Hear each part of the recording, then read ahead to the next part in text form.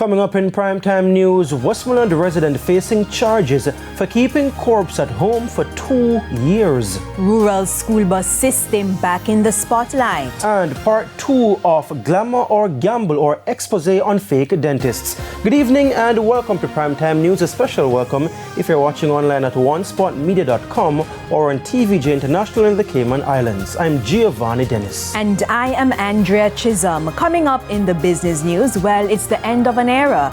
Digicel is shutting down its 2 media entities, Sportsmax and Loop News. And Spencer Darlington is here with a preview of what's to come in sports. Spencer.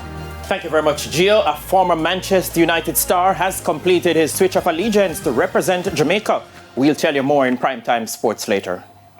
Thank you. Hopefully this bolsters the Reggae Boys team performance. I really do hope so. But let's hear what's coming up in the weather report and forecast. Romaine Robinson is here.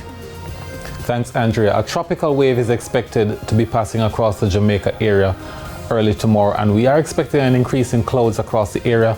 Not much in terms of any significant changes in shower or thunderstorm activity, however. There's also sports commentary and E-Prime in this newscast, but before the break, here's our feedback question. And this evening we're asking, what is your take on the debate about the rural school bus program?